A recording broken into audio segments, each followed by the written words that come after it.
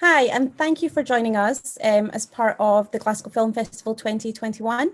My name's Raisah, and I am going to be speaking to Zoé Wittock, the director of Jumbo. Zoe, it's really great to have you with us, and we're so excited to have Jumbo part of the Glasgow Film Festival 2021. It stars Nomi Merlant as Jeanne, Emmanuelle Bercot as her mother Marguerite, supported by Bastien Bouillon as Mark and Sam Lowick as Hubert.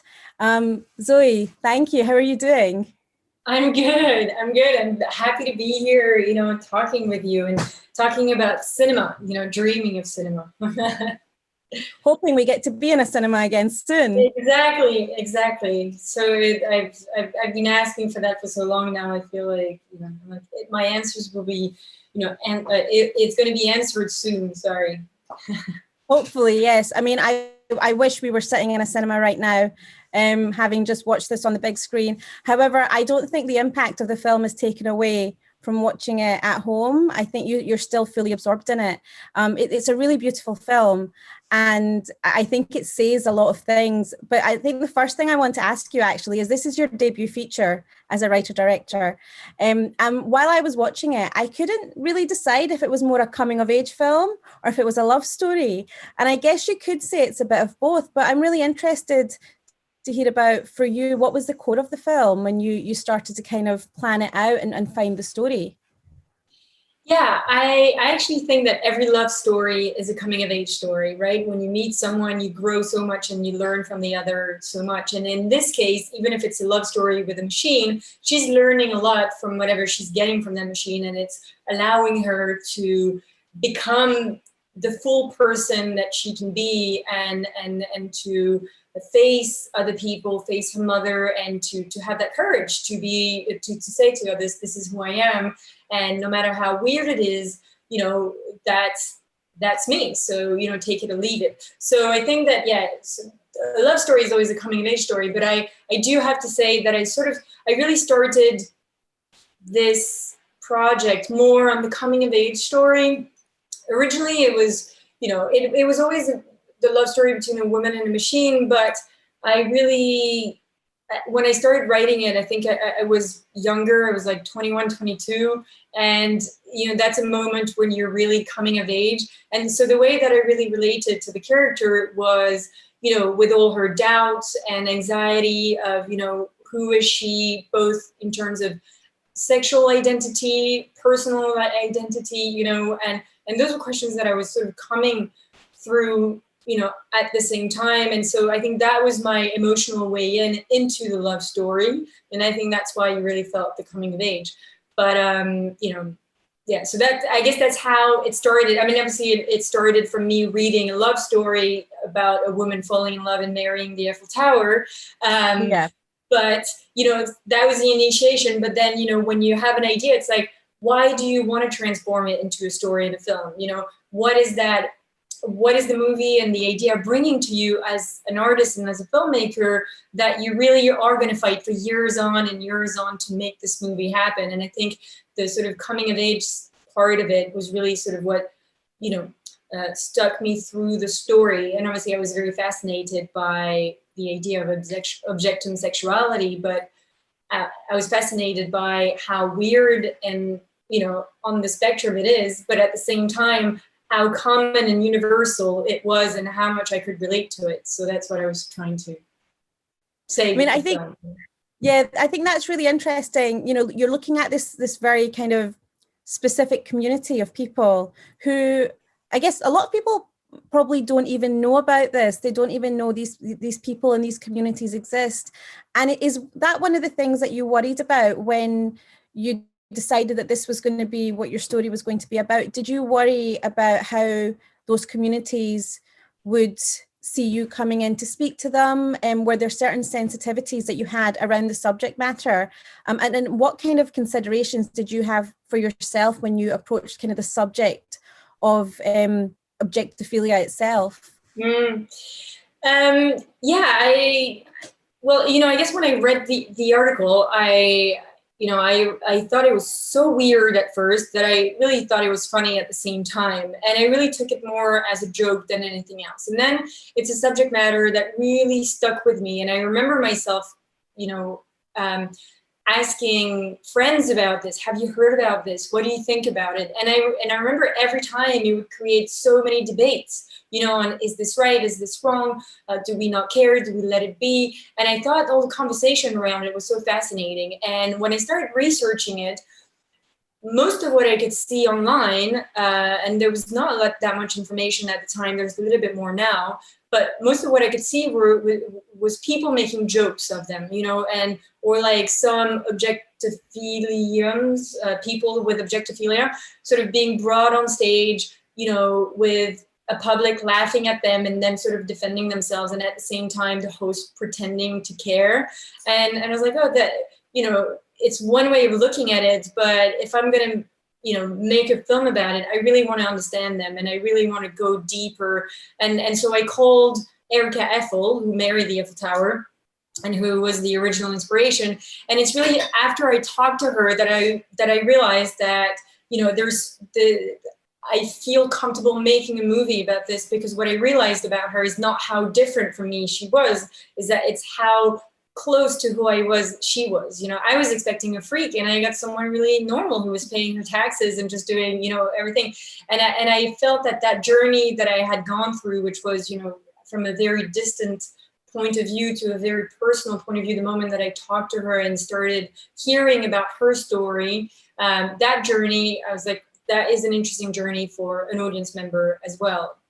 And of course, just to answer your other question, I was a little afraid of, as someone who's not from that community, to talk about it. But Erica was so open and sharing her story, and then I did so much more research.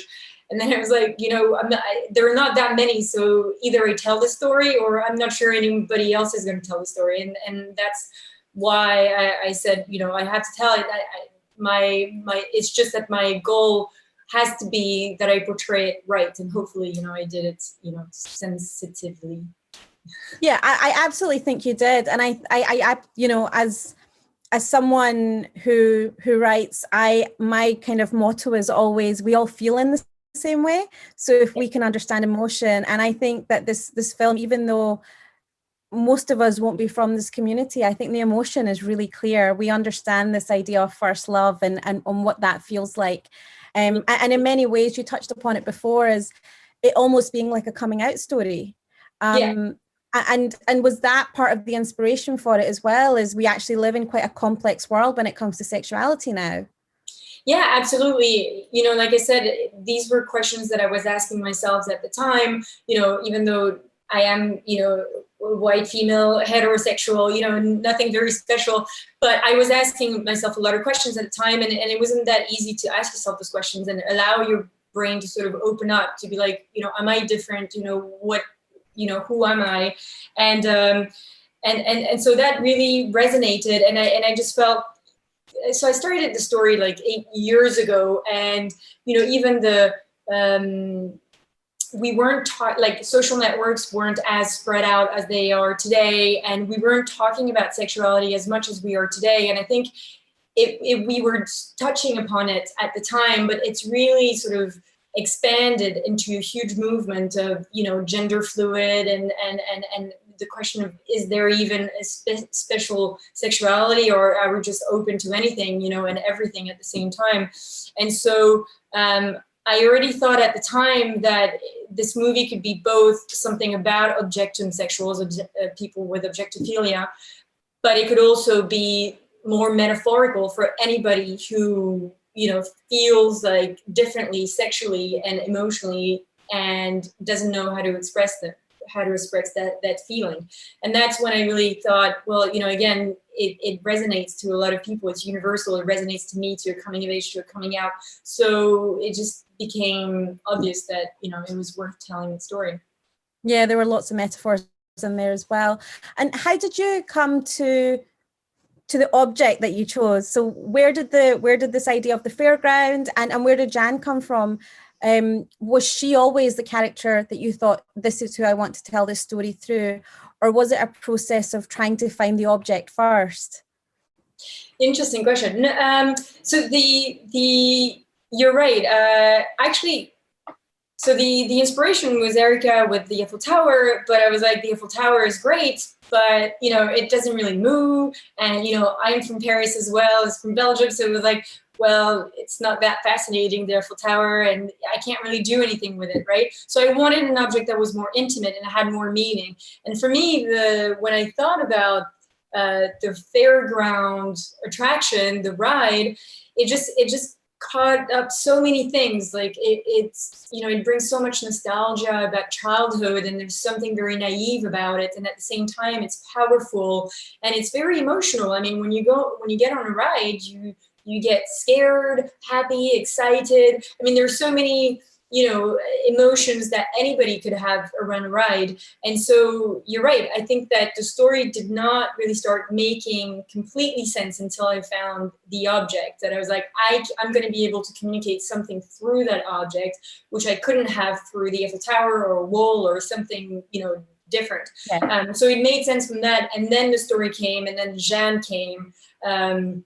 And Jeanne, to be honest, she evolved throughout the rewrites of the script, you know, and it was more how strong or how, not weak, but like how many doubts she has, how strong is she. That was where I was hesitating on like putting her on the more fragile side or stronger side, because I knew I needed both, but it was finding that balance that was hard. But the character itself was very inspired by me, just younger, you know.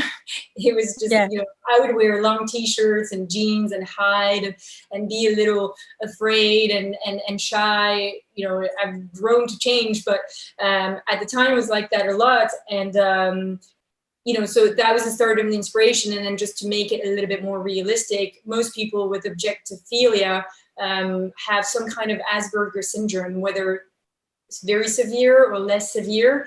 And so we sort of used a lot of examples from, you know, with Noémie, we were inspired by a lot of different kind of Asperger people to build on the character on the basis that I already had, you know. I think it's really interesting you say that you were trying to get that balance, because I found her to be a really strong character, but at the same time, there was a level of vulnerability to her. And I did wonder throughout the film, is she on the spectrum in some way? Will this ever be a thing in the film? And actually, it was really refreshing that wasn't what the film was about. It wasn't about what makes her different. It was about this relationship she had. And you do that quite a lot, actually, and that's what makes it really multi-layered. You've got the relationship with her mum. You've even got the relationship with her dad, even though he isn't a presence, but it's touched upon. And then the relationship with Mark. And there are lots of kind of, I guess, threads that you could have explored. But I think what is a big strength of the film is the focus that you have on it being just her experience. I mean, what was the casting process like on that? How did you go about finding your lead, and was that a tough process? Yeah, it was a long process. But Emmanuelle Berco, who plays the mother, I sort of knew it was her. So, you know, because I had seen her, and she's also a director, and I loved her film as a director, but she's also a great actress.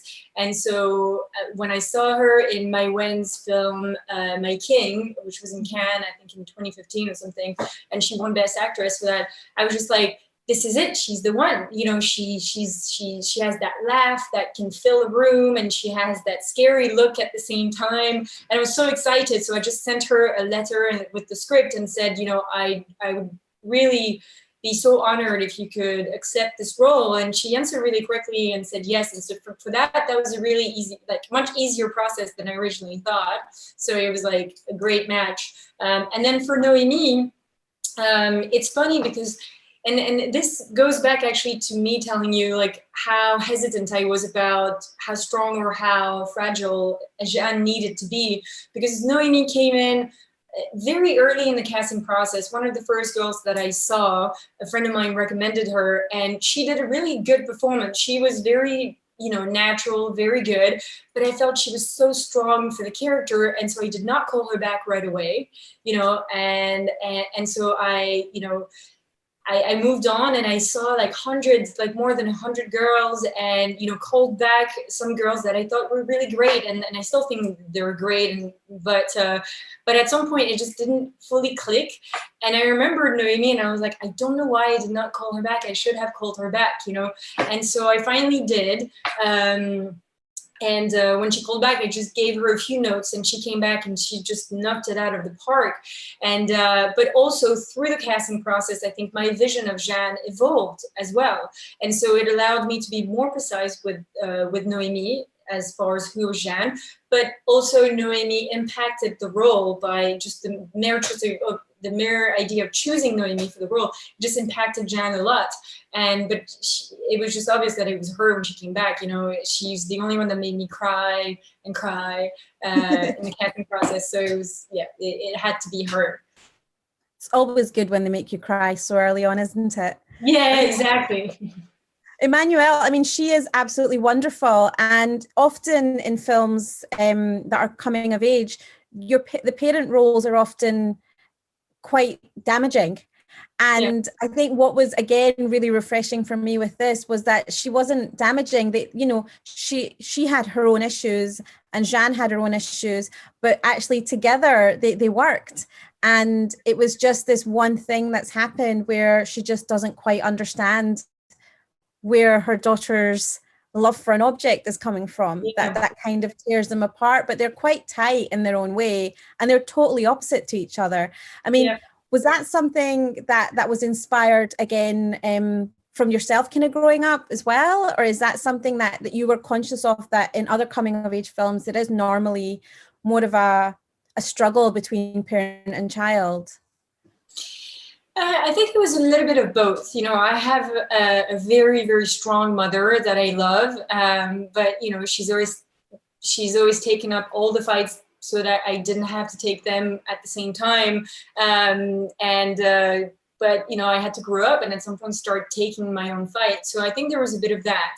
And definitely, you know, what you learn from seeing other coming of age films. But for me, I think what was really important is, you know, obviously the part of the conflict comes from the mother, but I really wanted you to understand that this mother is really trying to do her best. And like you were saying, like there's a lot of love between the two of them and it's a working relationship. It's just misunderstanding. And I think a lot of time we want to say that our parents are not open-minded enough and blame them for not understanding us. But I think that the process of accepting that your child is becoming someone different than what you had expected is a really difficult process and one that I really understand and sort of feel for. So I really wanted her to have that extra layer of, you know, I understand what she's doing, you know, I understand why she's kicking her out of the house, even though it's horrible, but could I be acting the same way if that happened to me? I think, you know,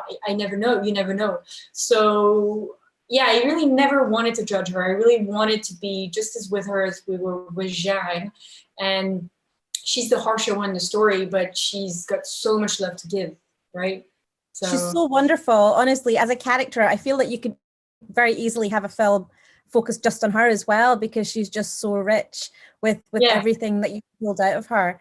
And in terms of like visual style, I mean, the opening shot is so distinct. When I saw that opening shot, I was just like, okay, I'm fully in. You know, it was bright, it was beautiful, and it was like, this is going to take me on a journey. That's what it felt like. So when you were coming to decide your visual style, I mean, there's obviously the kind of very distinct differences in the moments when she's with Jumbo and the moments at home and in town, and you play with both in terms of production design and cinematography. Was that a kind of a decision between you, your cinematographer, and your production designer together? You sat down, you kind of came up with what you wanted the visual style to be. What was that process? Yeah, I think I spent a lot of time with the script before I even had the chance of meeting, you know, and talking about it to a production designer and a cinematographer. So I had a lot of ideas, but really the main thing that I had and the concept that I shared with both William Abello, who's the production designer, and Thomas Brelands, who's the cinematographer, was I want the fantastical to be grounded and the reality to be fantastical. So it was like finding that right in between. And that's what we really focused on. And so most of the conversation really started with production design, because I do think that, you know, cinematography, I mean, I used to be a cinematographer when I was doing student shorts, so I love cinematography, obviously, and I have a lot of respect for it. But specifically here with production design being one of the characters, for me, it was really where we needed to start with production design and costume and colors and choosing all that.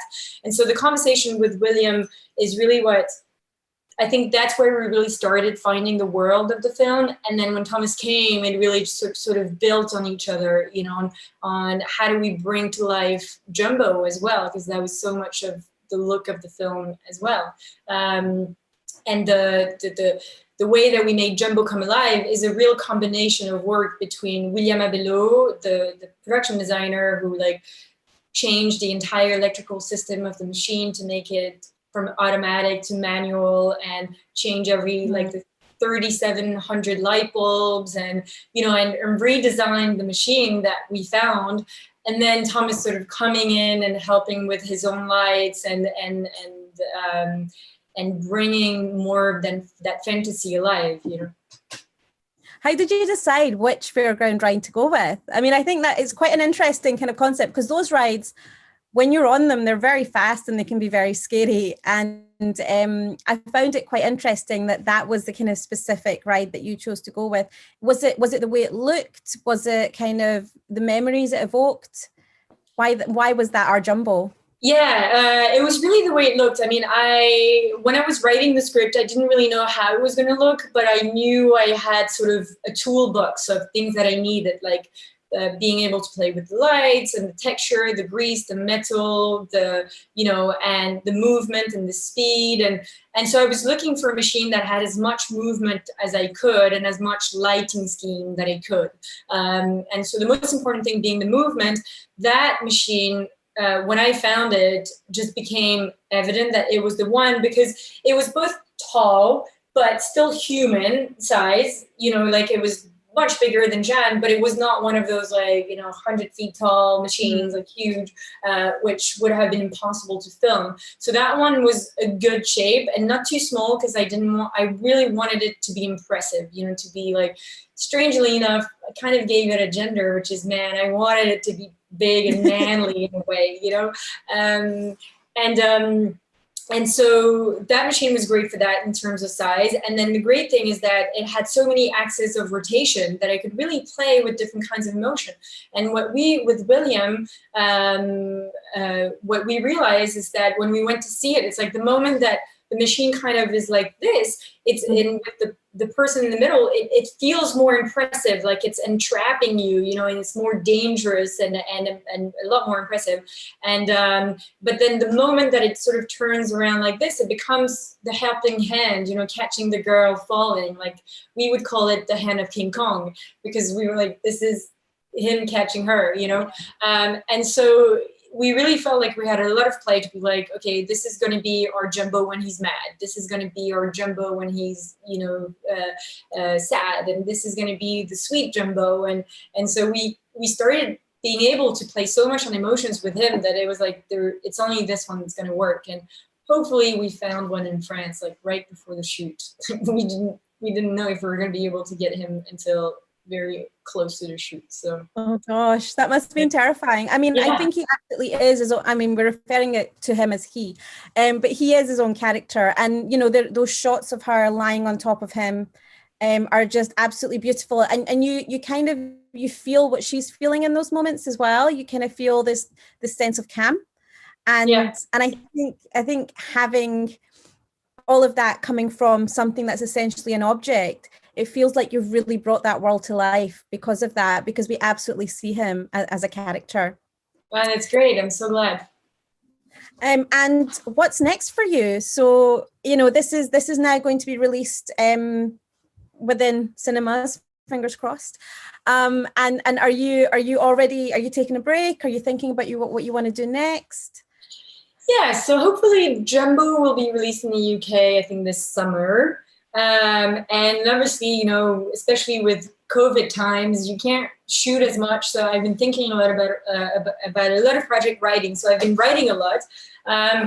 But I mean, I can't really talk about everything, but what I can say is that I am working on both projects in English and in French, because I think that there's something about Jumbo that was, you know, I did my studies in America and at the American Film Institute, and then I am from Europe, from Belgium, so French speaking. And there's always been a duality in my work of, you know, sometimes something that's more of a European cinema, but with influences from a bigger American, you know, cinema. So it's like finding in between. And so I was like, well, I might as well do one there and one here. So that's how I'm fixing it. A good time for development right now, isn't it? Yes, exactly. Just get all the ideas together, and then hopefully when we're good to go, just knock them out the park after that. Exactly. It sounds amazing. I mean, I'm really excited to see what you do next, what the next feature is and what it's exploring. Jumbo will be released by Anti-Worlds this summer. Hopefully we'll all be sitting in a cinema screen watching it, because I think the cinematography absolutely is going to look amazing on a cinema screen. Thank you so much for joining us today, and thank you for sharing your film with us, and best of luck with it. Yeah, thank you. I hope everyone enjoyed it.